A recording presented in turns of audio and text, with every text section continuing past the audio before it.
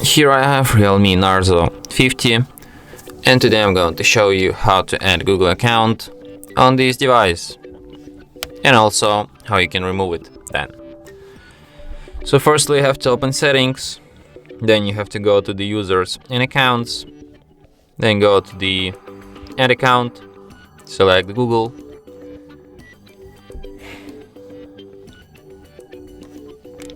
here you have to enter your email or phone number, tap next, then you have to enter your password,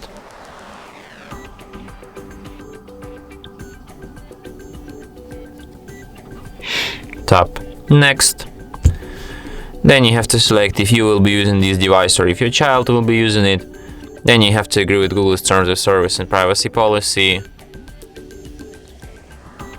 and at last you have to select if you want to enable Google backup feature. Like if you want to, just tap accept. If you don't want to enable it, disable this feature here and tap accept. An account will be added. So if you want to delete this account, just select it here, tap here on two dots and tap remove account and then confirm it.